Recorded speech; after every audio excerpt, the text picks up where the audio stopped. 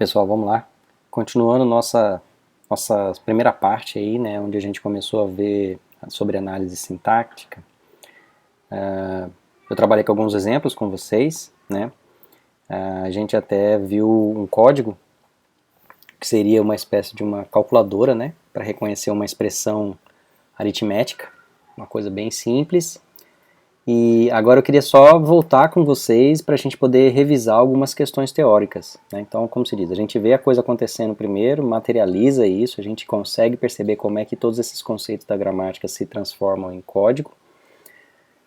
E agora a gente só reforça alguns aspectos aí que são importantes para que a gente possa elaborar uma gramática consistente, né? Então vamos lá. Então, aqui é o que a gente vê, né, o que nós veremos nessa aula de uma maneira bem sistemática, né? Então nós vamos rever alguns conceitos aí e entender como que a gente faz para eliminar uma recursão à esquerda, né, que a gente começou a ver sobre isso lá na linguagens formais. Nós vimos um exemplo na primeira parte dessa aula, né, de análise sintática. E também como é que a gente faz para eliminar a ambiguidade e para realizar a fatoração da gramática, né? Então vamos lá. Então olha só, primeira coisa, lembra? Revisando, né? Nós estamos tratando aqui de um processamento top-down, ou seja, de cima para baixo, da raiz da nossa árvore de derivação até as nossas folhas. Então a gente viu, né, na primeira parte da nossa aula, que a gente não pode ter uma derivação recursiva à esquerda, porque isso causaria um loop infinito. Então é por isso que a gente precisa remover, né, essa recursão à esquerda. E, portanto, a gente também não pode permitir que uma gramática seja ambígua. O que quer dizer uma gramática ambígua? É aquela gramática que, dependendo da escolha do elemento, do símbolo não terminal, que eu escolho derivar, eu posso escrever mais de uma árvore de derivação que resulta numa mesma saída. Isso é uma gramática ambígua. Tá? Então perceba, se eu tiver a possibilidade de derivar dois símbolos não terminais, se eu escolho da esquerda, por exemplo, faço as derivações de todo mundo, primeiro, né? Primeiro eu derivo o símbolo da esquerda, vou fazendo as derivações, no final eu tenho uma sentença. Se essa mesma sentença eu posso, a partir de uma outra derivação, uma outra sequência de derivações, como por exemplo, ao invés de pegar a esquerda, pegar a direita, e ir derivando todo mundo, tarará, no final eu tenho a mesma sequência, então aquela gramática ela é ambígua.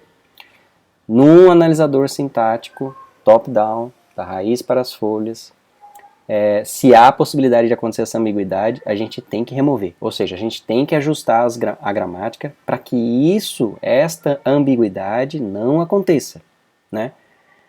Justamente porque a gente tem que ter certeza absolutamente, né, certeza absoluta, de qual símbolo a gente tem que derivar em um determinado momento, tá? A gente não pode ter duas opções, caminhos diferentes que me levam para um mesmo reconhecimento, tá bom?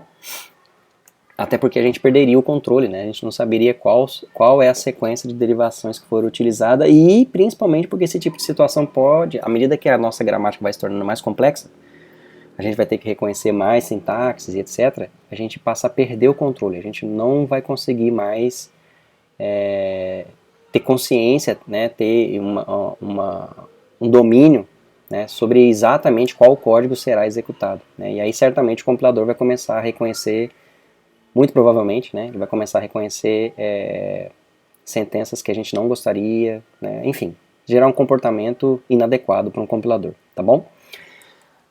Os símbolos não terminal não pode ter duas produções começando com o mesmo terminal, ou produzindo o mesmo terminal. É aquela ideia, né? Se eu tenho um certo símbolo lá, um T maiúsculo, por exemplo, que deriva em Azinho e aí uma sequência aqui.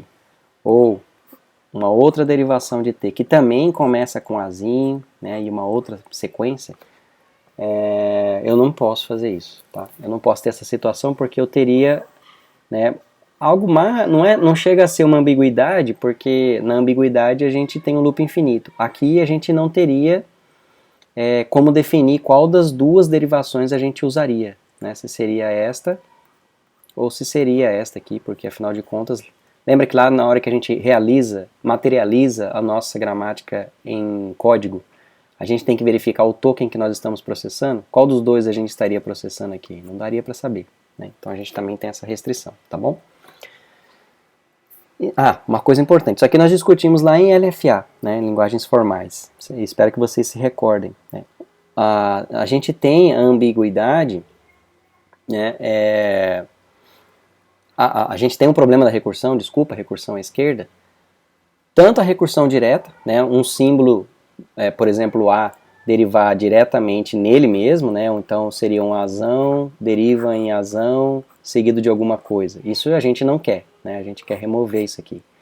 Então é uma recursão à esquerda direta, em cima do símbolo que a gente tem ali, né, de derivação. Agora, a gente também tem uma recursão indireta. O que é uma recursão indireta? É quando o A leva a um outro símbolo que, por sua vez, leva ao próprio A. Então, o exemplo está aqui, ó. Então, aqui é uma situação de recursão indireta. Olha lá, ó. Perceba que o A deriva em Bzão, seguido de um Azinho lá, um terminal, tá?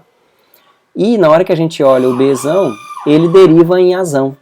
Então, percebam que se eu substituo isso aqui nesse ponto, né, a gente teria a mesma coisa que Azão derivando em Azão A3, A1. Né? Exatamente como coloquei aqui. Então percebam que isso aqui, indiretamente, é uma recursão à esquerda e a gente também precisa remover isso aqui. Né? Só que momentaneamente, como eu comentei com vocês, nós vamos simplificar um pouco as coisas. A gente discutiu sobre isso daqui, né? Quando a gente colocou nas formas normais. Mas nesse momento a gente ainda não vai tratar a recursão indireta. Tá? Até coloquei entre parênteses aqui, né? Isso pra gente nesse momento ainda não é uma prioridade. Daqui a pouco nós vamos precisar resolver as recursões indiretas também, né? Para poder implementar nossos compiladores aí.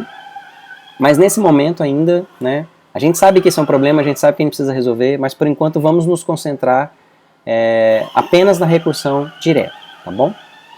Então vamos lá, como é que a gente remove uma recursão à esquerda? Então aqui tem um exemplo dado, né, onde a gente vê uma derivação do nosso símbolo não terminal A, derivando em Azão, aí um símbolo terminal que eu chamei de A1, né, um Azão com símbolo terminal que eu chamei de A2, e um Azão com símbolo terminal A3. E aí numa outra situação, a gente tem o Azão derivando em símbolos terminais apenas. Eu chamei assim só para a gente separar terminais que estão acompanhados de um A e terminais que não estão, né? Estão sozinhos ali. Aí eu chamei isso de situação. Né? Então na primeira situação é uma situação que não tem problema nenhum. Tá tudo certo, o Azão derivou direto no terminal, aqui no terminal B1, aqui no terminal B2. Beleza, aqui nós não temos nenhum problema. Né? Agora aqui a gente já começa a ter um problema. Né? Por quê? Porque aqui primeiro que a gente tem a recursão à esquerda. Né? Então aqui já é uma situação que a gente precisa resolver. Então a situação 2 seria essa derivação direta, né? De A deriva numa dessas três regras aqui, né? Onde ocorre a recursão à esquerda, e aí por sua vez um daqueles Azinhos que é terminal deriva em um respectivo, um daqueles Azão, né? Ou esse Azão vai derivar ou em B1 ou em B2, né? Que seria a aplicação da regra A derivando em B1, A derivando em B2, né? Então seria essa a situação. A gente derivou em qualquer um desses Azinhos aqui e na sequência o Azão virou B. Beleza, tudo bem. Situação problema, a gente precisa resolver, né? Então essa situação aqui é uma situação que a gente precisa resolver. Outra situação que a gente precisa resolver, né? Aqui o que acontece? Azão, a gente usou uma das derivações com recursão à esquerda. Azão derivou em Azão e um dos Azinhos ali, né? Terminal. Esse Azão, por sua vez, aplicou de novo uma recursão, né? Ou seja, um Azão derivou em mais um Azinho, mais um Azão, seguido de um dos Azinhos, que eu chamei de A e linha aqui, só para a gente diferenciar o primeiro que foi derivado do segundo. E só então o Azão derivou em um dos Bs. Então percebam que aqui a gente percebe que a gente poderia ter várias recursões aqui acontecendo, né? Então o nosso objetivo é justamente modificar essa gramática de uma tal forma que a gente remova essa recursão à esquerda. A gente não tenha recursão à esquerda. E como é que nós vamos fazer? Nós vamos fazer assim, ó. Nós vamos criar um novo símbolo, né, que a gente está chamando aqui que eu chamei de Azão recursão, né, R aqui de Azão para retirar recursão. E aí o que acontece? Aquela situação mais simples, que até não tinha problema com ela, a gente vai precisar modificar. Olha só, a gente vai incluir um AR depois do Bzinho. Tanto o Bzinho 1 quanto o Bzinho 2. Percebam que o Bzinho 1 ou o Bzinho 2 sempre vai ocorrer. Sempre. Porque, afinal de contas, o único momento que a gente para é quando o A deriva em um dos Bs. Né? Então, a gente sabe que, invariavelmente, um dos Bzinhos vai acontecer. Então, percebam que a minha primeira regra é justamente derivar A em um dos Bs, né, seguido da possibilidade de, recursivamente, eu aplicar A. Né? Isso é o que a gente tinha aqui, concorda? Então, olha lá, esse Azão aqui poderia ser derivado quantas vezes fosse preciso, até que em algum momento ele se derivaria em algum B. Então, a gente sempre vai ter um B seguido ou não de vários Azinhos. Então, é isso que a gente está representando aqui, ó. Só que agora percebam que a gente está começando, enquanto aqui a gente começava derivando a ponta da direita, né? Derivando a ponta da direita, até que finalmente a gente chegaria num final, né? Onde não teria mais possibilidade de derivação, igual aqui, ó. A, I, linha, poderia derivar em mais outros A, I, 2 linhas, né, 3 linhas, tanto faz, até que num certo momento esse A derivaria em B, e aí a gente termina. Então percebam que as nossas regras aqui sempre vão ser construídas de tal maneira que a gente começa com B e depois tem uma sequência de Azinhos, né? Então nós vamos fazer o contrário agora. Ao invés de a gente ir derivando, produzindo os As e terminar produzindo B, a gente começa já produzindo B de cara. Tá vendo? Nós estamos tirando a recursão da esquerda, nós já estamos determinando o elemento que vai ficar na esquerda. Então a gente já começa determinando qual B vai assumir a posição aqui, ó. Pode ser tanto o Bzinho 1 quanto o Bzinho 2. E aí a gente usa o artifício desse novo símbolo não terminal que a gente criou, que é o AR. E aí o que eu quero que vocês percebam? Que a criação do AR, né, ele vai justamente nos permitir, olha aqui embaixo, ó, as regras, né? O meu AR, ele vai poder derivar em Azinho, então lembra que agora eu estou produzindo da esquerda para a direita. Seria Azinho 1, AR, aí depois Azinho 2, AR, Azinho 3, AR e vazio. Né? Todas essas são as produções possíveis aqui para R. Então percebam que todas as minhas situações que eu tinha, agora eu substituo construindo os Bs iniciais, ó, tanto o Bzinho, quanto o Bzinho 1, quanto o Bzinho 2, em todas as situações, e depois eu chamo o AR, que por sua vez eu vou aplicá-lo, né, quantas vezes foram precisos, de acordo com a quantidade de Azinhos que eu preciso produzir. O que é importante vocês percebam aqui, ó, que eu tenho que começar a verificar o próximo elemento, né? Então, olha só, comecei a produzir minha regra, eu olho qual é o elemento que eu tenho que produzir, B, então aplico já a regra que A deriva em B, né, seguido de um AR.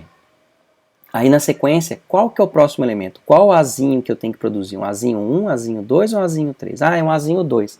Então eu uso essa regra aqui e então passo a olhar o próximo elemento. E aí vocês vão perceber que a gente vai fazendo esse uso do AR quantas vezes foram preciso, de acordo com os Azinhos aí que eu preciso ir produzindo, até o momento que acaba a minha entrada. Quando acabar a minha entrada, então eu vou produzir o vazio, né? E aí eu consigo finalizar, né, e reconhecer aquela minha entrada. Então vocês percebam que retirei a recursão à esquerda e continuo sendo capaz de produzir qualquer uma, resolvo essas minhas 3 situações que a gente tinha identificado, né? E consigo retirar a recursão à esquerda. Esse é o principal, né? Espero que vocês consigam entender aí com clareza o que eu coloquei.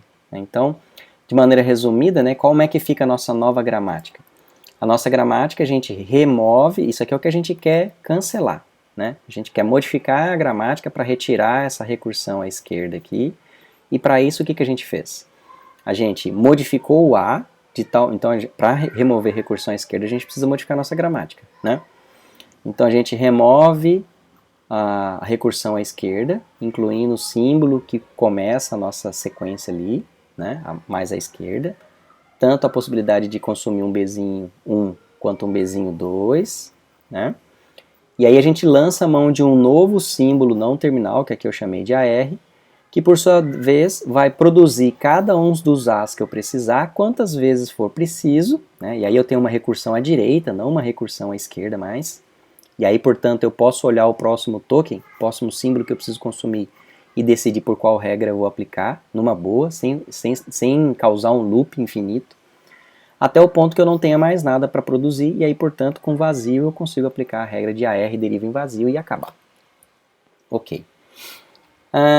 Então vamos a um contexto prático aqui, né? Vamos olhar um exemplo aqui. Então, quando a gente olha aquele exemplo lá da análise da expressão aritmética, né, que a gente viu, a gente percebe que a gente tinha, eu mostrei para vocês lá o exercício já resolvendo a recursão à esquerda, né? Mas qual que é uma possibilidade que a gente poderia ter elaborado a gramática onde ocorre uma recursão à esquerda, né? A gente viu lá na parte 1 da nossa aula, a gente viu esse primeiro exemplo aqui, né? Na hora que nós fomos codificar, nós já codificamos resolvendo a recursão à esquerda. Então lembra, né? A gente tem os nossos símbolos aqui que são os não terminais, que eu chamei de lista e dígito. Os símbolos terminais que são o operador de soma, subtração e os caracteres, né, dígitos aí de 0 até 9. O nosso símbolo inicial é o list e as nossas regras de derivação estão aqui, ó. Lista deriva, aqui lembra, é só para vocês lembrarem que é a primeira chamada e a segunda chamada. Então lista derivou em lista mais lista derivou em lista menos lista, e lista deriva em dígito, que por sua vez o dígito vai derivar em algum dos dígitos que a gente tem. Então com essa aplicação sucessiva dessas duas regras aqui, eu vou conseguir produzir uma expressão aritmética com somas e subtrações, né? Tá, agora o problema está aqui, a gente tem uma recursão à esquerda. Então a gente precisa remover. Então quando a gente volta aqui e vê como é que nós estruturamos a solução, lembra, a gente começa definindo o elemento mais à esquerda, né? E a partir dali a gente vai produzindo tantas operações quanto for preciso aqui. Então se a gente fizer um paralelo em relação ao que eu expliquei para vocês mais cedo aqui, ó, que era usando o símbolo Bzinho e Azinhos, né? Vocês vão perceber que casa exatamente com a solução que está sendo apresentada aqui, ó, para vocês, né? Aqui, ó. Percebam que esse trecho aqui todinho é o Azinho, né? Esse aqui é o Azão, ó. Ó, todo esse trecho aqui é como se fosse o Azinho. Esse aqui, o Azão. Tá aqui a minha recursão à esquerda, né? Como se list aqui fazendo essa substituição conforme a gente vinha usando, é como se fosse list, fosse o nosso Azão.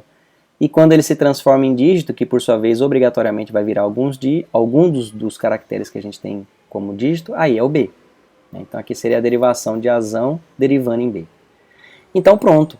Pronto no sentido de que, bom, lembra que a nossa estratégia lá para remover a recursão era justamente o Azão derivando em B, seguido de um AR? Então agora vai ser o quê? Vai ser list derivando em dígito, seguido de um LR, list R.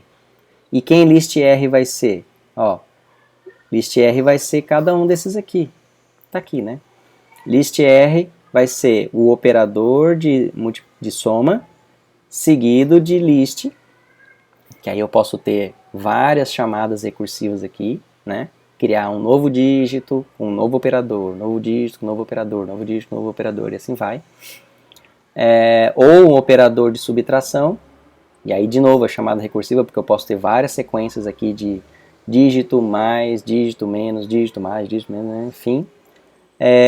Mas toda vez que esse list aqui, né, vai acabar derivando numa relação aqui dígito LR, aqui ó, tá aqui o nosso list digit e a nossa lista R, a gente estabelece, nesse momento aqui, a gente estabelece um terminal, porque aí depois dígito apenas vai ser processado para transformar em um dos símbolos terminais que a gente tem, né? Então, list R vai me garantindo essa relação operador, expressão aritmética, operador, expressão aritmética, operador, expressão aritmética, até que não tenha mais nada para ser processado, e aí a gente consegue completar com vazio. Bom, aqui se vocês recuperarem lá o próprio código que a gente fez, tá implementado isso, né? Então acho que agora é só exercitar um pouco aí, como se diz, a mente, para conseguir perceber isso de uma maneira bem clara. né? Mas eu acredito que tenha conseguido passar para vocês aí o rumo, né, do que é preciso ser feito, tá bom? Vamos seguir então. Aqui, ó, falando sobre fatoração agora. O que vem a ser a fatoração? Fatoração é a situação que a gente tem como neste caso, ó. A gente tem dois símbolos terminais à esquerda, né? Então, qual dos dois aplicar? A gente não consegue decidir por qual dos dois aplicar. Qual dessas duas regras aplicar? Então, o que a gente precisa fazer? A gente precisa fatorar. Fatorar, o nome já diz, né? Vocês já estão acostumados aí com as operações em cálculo. Fatorar é colocar esse A, né, em evidência ali e resolver o que vem depois com uma nova regra. Então, basicamente é isso que a gente vai fazer. Então, olha só, para esse contexto onde Azão deriva em Azinho, Bzinho 1, ou o Azão deriva em Azinho, Bzinho 2, nós temos um problema aqui. Então, nós vamos fazer o quê? Fazer a fatoração dessas duas regras. Então, a gente modifica a gramática de tal maneira que a gente passe agora. Azão deriva em Azinho, pronto, resolvemos aqui a fatoração, seguido de um símbolo não terminal.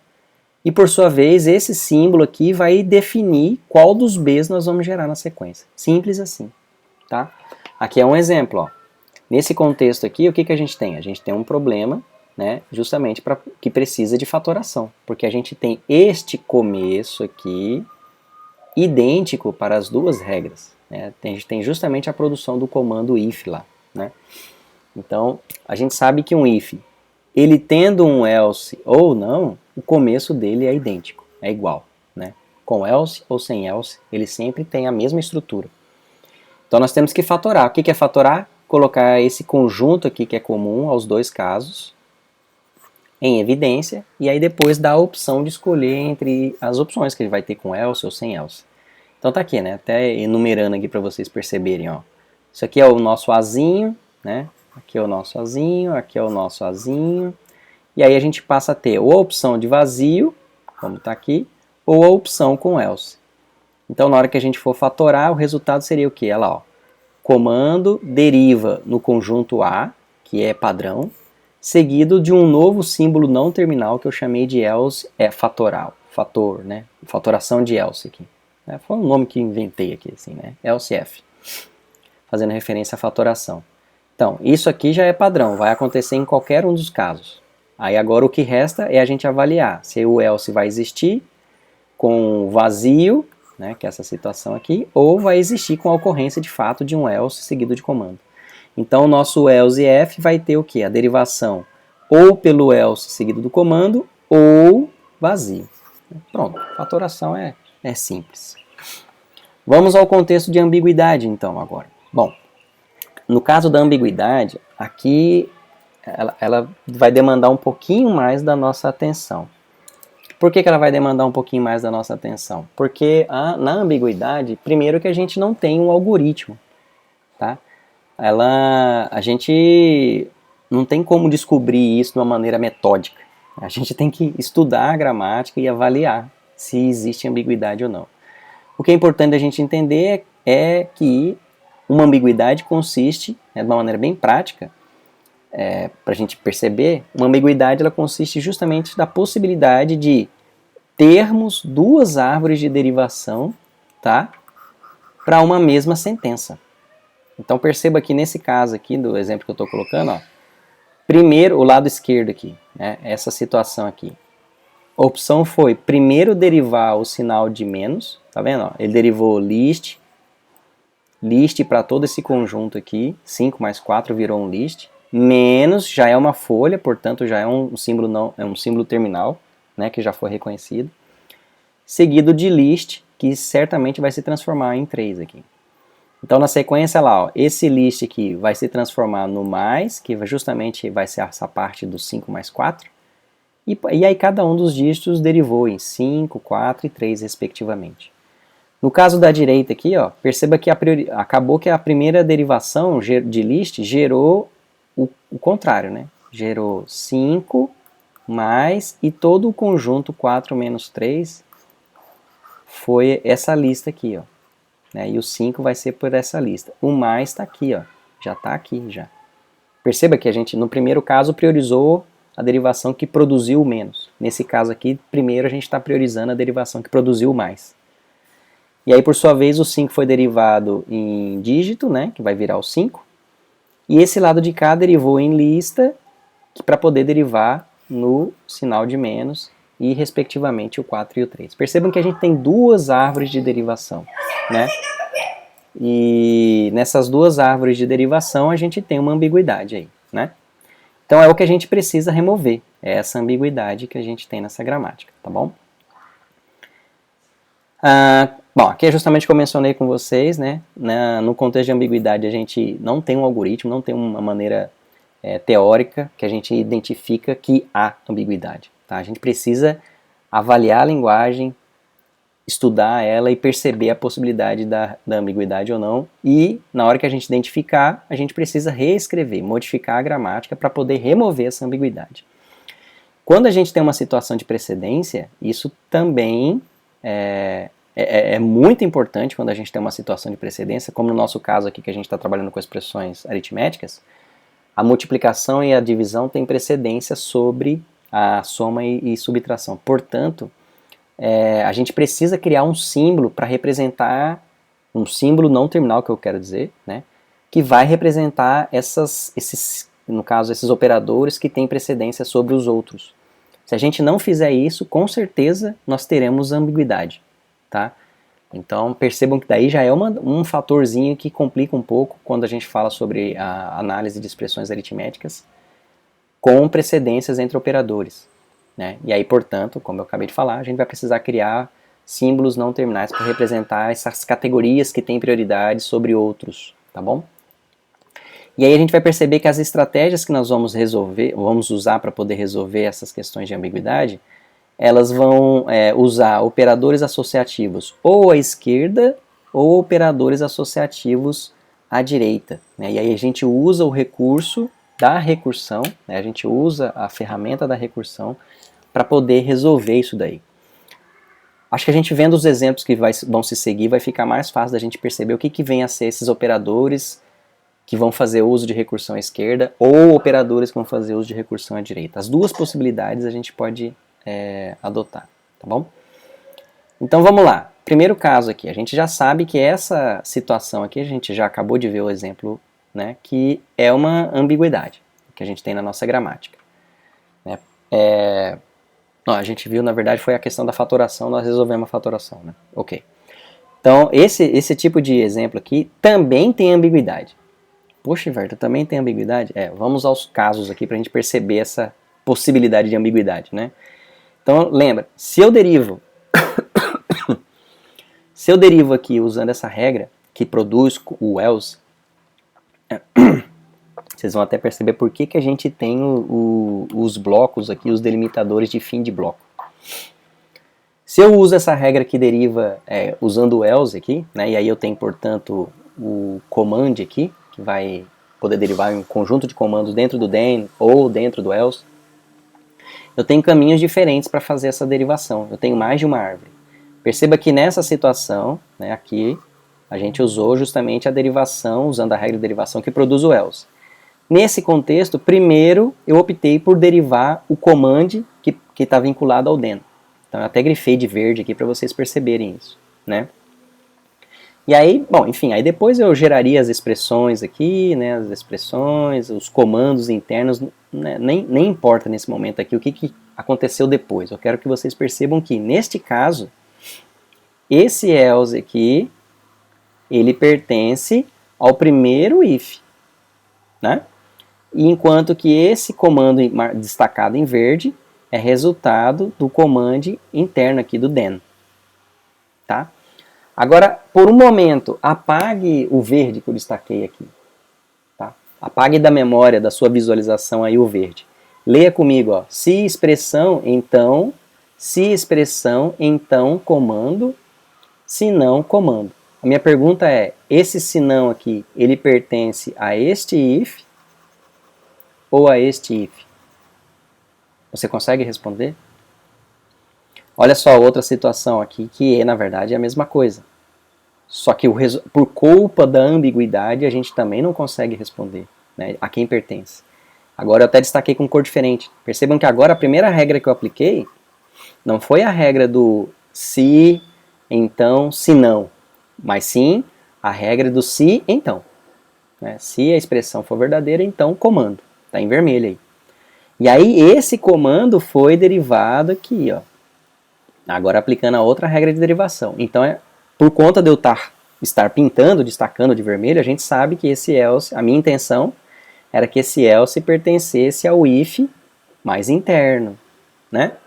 Enquanto que naquele primeiro contexto, o nosso else aqui pertencia ao if mais externo, né? Mas se a gente apagar o destaque em vermelho aqui, como eu coloquei, a gente cai na mesma ambiguidade, né? Esse else pertence a quem? Ao if mais interno ou ao if mais externo? A gente não consegue responder. É aí que entra a nossa necessidade de criar, né, um delimitador. Tá? Então a primeira solução para resolver a ambiguidade é usar delimitadores. Porque quando você começa a usar os delimitadores, a gente fecha. Né? A gente fecha a quem pertence aquela derivação. Então nós vamos modificar nossa gramática. Aí aqui a gente precisa mudar a linguagem. Né? Por quê? Porque eu tive que incluir um novo símbolo terminal. Né? Que é o caso aqui, é o end. Né? Então, eu precisei modificar minha linguagem. Não foi apenas uma mudança na gramática, percebam. Né? E aí, o que acontece? Quando eu faço essa modificação, incluindo esses símbolos terminais, a gente vai conseguir resolver o problema da ambiguidade. Olha só, no primeiro caso, lembra que a gente gerou um then, né, um if com else? Então, percebam. Esse era o problema aqui, essa primeira parte aqui é o caso com o problema. A gente quer corrigir isso aqui. Né? O que a gente fez? Olha só. A gente criou agora a primeira derivação gerando else, produziu o delimitador. Olha lá, ó. Na hora que a gente deriva o comando interno aqui, um delimitador aparece aqui. Com esse delimitador a gente sabe que isso aqui faz parte do mesmo if e acabou. Né? E esse daqui fecha o if mais externo. Então a gente resolve o problema da ambiguidade incluindo os delimitadores aí. Aqui no outro caso, ó, percebam que aqui é a situação problemática, né, onde a gente precisa fazer alguma coisa para remover a ambiguidade. O que a gente fez? Incluímos o delimitador. Então percebam que aqui aparece, a primeira derivação é uma derivação apenas com if, né? Produzimos apenas o if. Já aparece o delimitador aqui do if. E na hora que a gente deriva esse comando aqui, ó, olha lá, ó, tá vendo a diferença? Vocês conseguem perceber que o end, que aparecia antes do else aqui, ó, que me servia para saber que eu estava fechando o if interno, ele agora não aparece aqui mais, ó, não aparece. Então eu sei que enquanto eu não encontrar um end, eu não fechei esse meu if mais interno. Né? Então só aqui que eu vou conseguir fechar, ok? Bom, e aí vamos retomar aqui. Tive que parar aqui um pouquinho. Então eu espero que vocês tenham entendido, né? Que com o delimitador a gente consegue resolver o problema da ambiguidade. Né? Só que existe uma outra maneira também da gente estabelecer um delimitador, que é justamente o uso das chaves. Então perceba que nessa solução equivalente, a que eu mostrei anterior para vocês, colocando o end, a gente coloca o conjunto dos blocos, né, de comandos ali, usando o abre e fecha chaves, que inclusive é o que a gente vê, né, na grande maioria das linguagens aí de programação. Né? E aí vocês percebam que é a mesma coisa, né? Quando a gente aplica o delimitador dessa forma, né, a gente ainda evidencia de uma maneira mais consistente ainda, né? Que é igual aquela ideia de usar o end, por exemplo, a gente vê em linguagens como, por exemplo, o Pascal. Né? E as chaves aqui, elas delimitam o bloco de uma maneira bem precisa. Né? Então a gente vê aqui, por exemplo, né? Vamos aqui olhar o caso 1.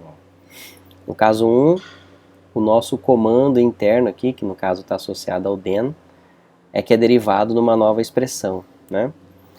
Então, quando a gente faz uso do delimitador, olha lá, ó, aquela derivação já fica fechada, né, dentro do abre e fecha chaves, e aí não há ambiguidade aqui no sentido da gente saber de quem esse else seria, né, que é justamente a situação que a gente tem aqui em cima. Né? A gente não sabe se esse else é do primeiro if, ou do if mais interno, ou do if mais externo. Né? E aí a gente vê aqui no segundo caso também, né, que as chaves aqui elas reforçam isso que eu estou explicando para vocês. Né? Então aqui no caso a gente havia derivado aqui nesse contexto. Primeiro, apenas o if, né, ele não tinha o else, E aí, como a gente tem a delimitação pelas chaves, a gente sabe que tudo que está dentro dessas chaves é resultado da derivação desse comando interno, que aí no caso a gente geraria um if com o else internamente, ok?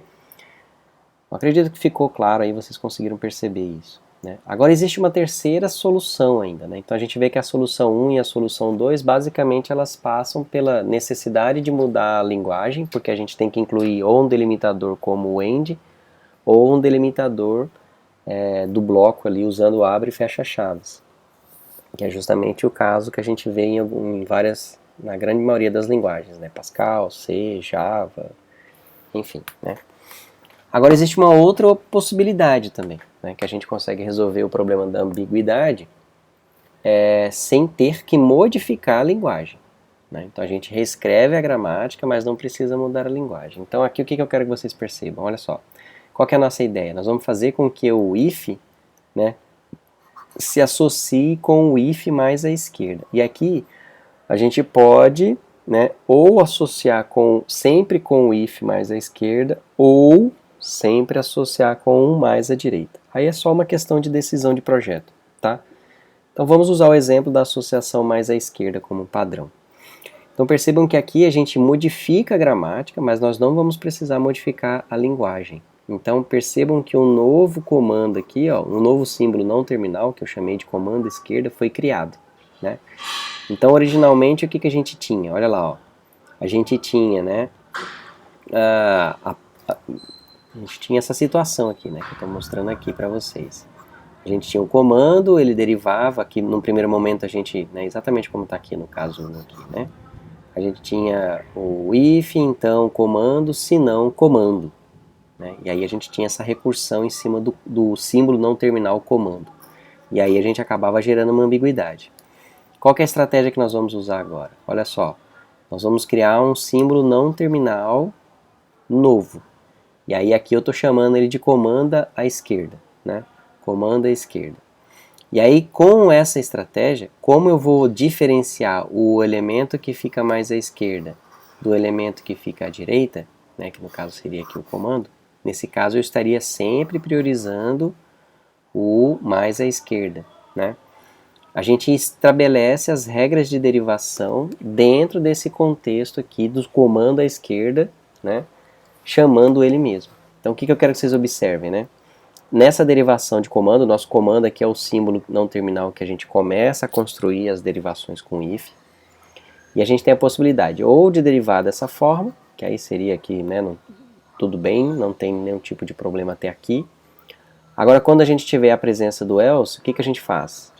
A derivação mais à esquerda, a gente cria um símbolo novo, né, que é justamente o que eu chamei de comando à esquerda. E o à direita fica, né, com um comando lá, cmd. Aí as derivações de comando à esquerda, olha só, elas sempre vão chamar subderivações dela mesma. Tá? Por quê? Porque esse comando a gente sabe que ele está mais à esquerda. Então se ele vier a chamar mais comandos à esquerda, ele tem que continuar, aqui eu acabei chamando de left, né? Aqui é a esquerda, né? Ele sempre tem que continuar fazendo uso das chamadas dele mesmo, porque assim a gente isola esse comando aqui, a gente sabe que ele está na extrema direita, né? Então assim, ó, de modo geral, essa solução ela é factível, mas ela é um pouco mais difícil da gente perceber a consistência dela, né? O uso dos delimitadores é a solução mais prática, digamos assim, né? Bom, e aí a gente entra num outro ponto ainda, que é a questão, então, só para completar o raciocínio, né? Nós vamos usar na nossa gramática aqui o uso dos delimitadores, tá? E nós vamos usar justamente o uso das chaves aqui, porque é a solução, digamos assim, mais prática de implementar. Tudo bem? Então, aí a gente ainda tem a questão da ambiguidade e precedência. A precedência, como eu mencionei para vocês, ela aparece como um problema, né, digamos assim, que a gente precisa resolver na nossa gramática, quando a gente tem, né, um conjunto de, no caso aqui da construção de uma expressão aritmética, a gente tem alguns operadores que precisam preceder, né, quando for executado, em relação a outros, que é justamente aqui a situação da multiplicação e divisão em relação à soma e subtração. Então, o que acontece? Se a gente usa a gramática exatamente como ela está apresentada aqui para vocês, né, essa gramática aqui, ela não está resolvendo um problema de precedência. Percebam que as derivações aqui de e deriva na soma, deriva na subtração, deriva na multiplicação e na divisão. Né? E aí, por sua vez, o e deriva em dígito e o dígito deriva em alguns dos caracteres numéricos que a gente tem de 0 a 9. Perceba que aqui não tem nenhum tipo de tratamento de precedência. Né? A gente vai construir a expressão aritmética e não vai se preocupar com qual operação vai ser feita antes de outra. Né? Então, além de ser ambígua, né, a gente pode ter várias árvores de derivações que a gente pode criar, ela também não resolve o problema de precedência entre os operadores aí. Então, o que nós vamos fazer? Nós vamos justamente criar um novo símbolo não terminal que vai tratar especialmente as operações de multiplicação e divisão. Quando a gente tiver um contexto em que temos mais de um nível de precedência, né, nesse caso, né, se eu tenho, por exemplo, algum tipo de operação, algum tipo de caractere que precede outro, que por sua vez tem lá um conjunto de operações ou caracteres que devem preceder um terceiro nível ainda, a gente precisa criar um novo símbolo para cada um desses níveis. Essa é a sacada aqui. Né? A gente cria um símbolo não terminal para cada nível de precedência que a gente tenha. Tá? Então, em miúdos, né, traduzindo aqui, a gente tem um símbolo que representa a operação mais básica, que seria a soma e a subtração. Aí, um outro símbolo que representa aqueles operadores que têm precedência um pouco maior, que é, no caso, a multiplicação e divisão. E se a gente fosse implementar outros aqui, como por exemplo operações de negação, né, a gente precisaria criar mais um símbolo também. Vamos ver como é que a gente faz isso acontecer na prática. Né? Então aqui, ó, essa aqui é a gramática sem o tratamento, né? Sem o tratamento da precedência. Então aqui o que acontece? A gente tem o e derivando em e operador e. Qualquer um dos 4 operadores que a gente está querendo representar. O que nós vamos fazer então? Percebam que o e, ele vai continuar, ele é o nível mais básico, digamos assim, né? Seria aquele símbolo de menor precedência. Então toda vez que tiver uma operação de mais e menos aqui, né, a gente alcança a partir do e. E aí, nós estamos criando o símbolo t, né, justamente o símbolo t para poder resolver a precedência de maior prioridade que a multiplicação e a divisão têm em relação ao e. Então vocês vão perceber que sempre, ó, o e deriva com a operação mais básica e aí a gente deriva na sequência para o símbolo que me permite tratar as precedências de maior, as operações que têm maior precedência. Né? E aí o que acontece? Ó, o t ele vai derivar ou na multiplicação ou na divisão, né? Ou no segundo momento derivar em f, que seria meu fator aqui. Né? Então o fator, por sua vez, vai poder alcançar o dígito, tá vendo? Então vamos fazer alguns exemplos práticos aqui para a gente poder perceber isso. Se eu tiver uma relação como essa daqui, ó, eu quero dizer duas contas, né? 2 mais 2, por exemplo. O que a gente vai ter que fazer? Ó, e deriva em e mais t, né? Então eu já tenho aqui ó, a operação de soma, o e vai derivar em t, o t vai derivar em f, f derivar em d, d derivar em 2. Né? Então a gente já conseguiu ver aqui que isso aqui vai acabar chegando no dígito 2. E o t?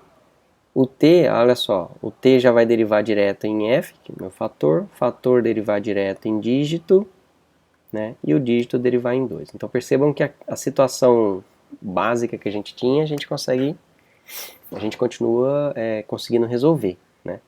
Agora vamos imaginar um 2 vezes 3. 2 vezes 3, o que acontece? O nosso e vai derivar em t, né? Então a gente vai usar essa regra aqui, que é justamente a situação em que a gente só tem uma operação de multiplicação. Né? Aí o nosso t vai derivar na multiplicação, né? Então t deriva em t multiplicação f. Então a gente até já derivou o símbolo terminal da multiplicação. O t vai derivar em f, f em d, d em 2. Então a gente vai conseguir derivar aqui até chegar no dígito. E o f? O f está fácil, né?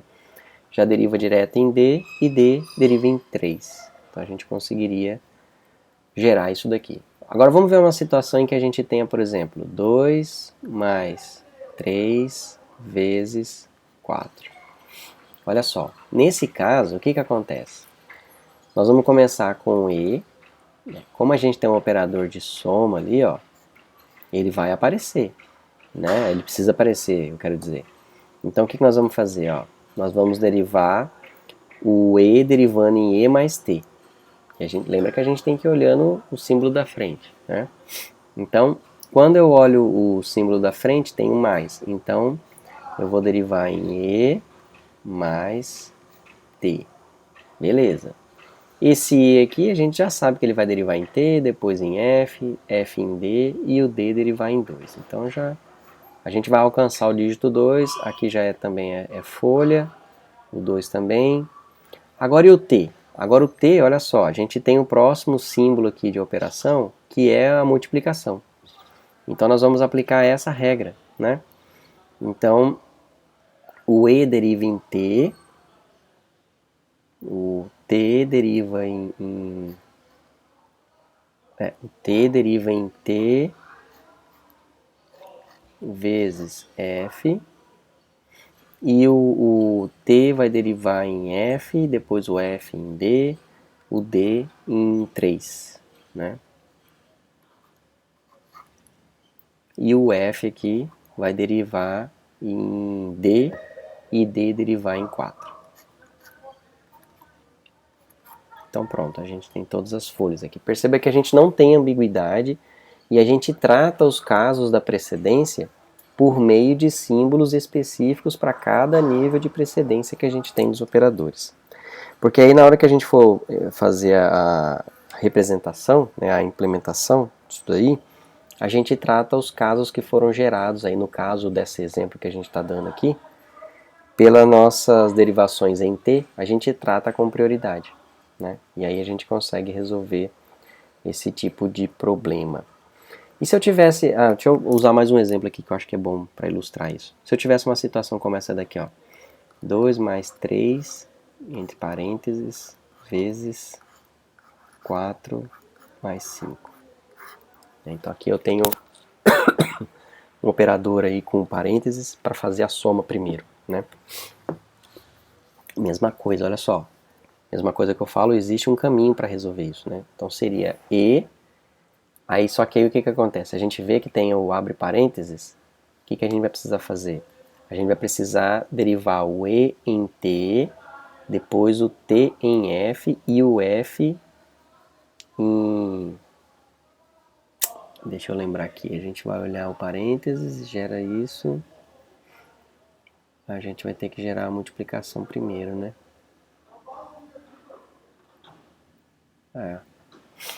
Aqui na verdade o caminho vai ter que ser assim, ó. E deriva em t, t deriva em t vezes f,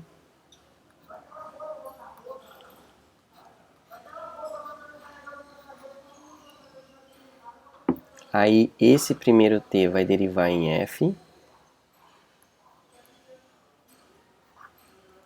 o segundo f já aí sim já deriva em abre parênteses e, fecha parênteses, esse f aqui vai derivar agora em e, com parênteses, os parênteses aqui já são símbolos terminais, né? Bom, e aí por sua vez esse e aqui, né, desse ramo esquerdo, a gente vai derivar em e mais t, o t vai derivar em f, e o f derivar em d, que vai derivar em 3. E o e aqui vai derivar em t, t derivar em f, f derivar em d, que vai derivar em 2. Né? Fiz de trás para frente, mas para vocês acompanharem. Do mesmo lado, dá para acompanhar. Do mesmo caso, vai acontecer do outro lado. esse E vai derivar também uma soma, então também vai derivar em E mais T. Esse E aqui, que seria o 4, vai derivar em T, T derivar em F, F derivar em D, D derivar em 4. E o 5, que já é T, vai derivar em F, F derivar em D e D derivar em 5. Ok? Bom, isso aqui vai ficar mais claro na hora que a gente for resolver. O que é importante é, a gente precisa criar novos símbolos, né, que são não terminais, para que a gente possa resolver essa questão da prioridade, né, da precedência que a gente tem entre operadores. E isso é importante para que a gente consiga resolver isso lá no código, tá bom? Bom, pessoal, é isso aí. Na próxima aula, provavelmente eu vou falar com vocês um pouco sobre geração de código, tá ok? A gente se vê na próxima aula.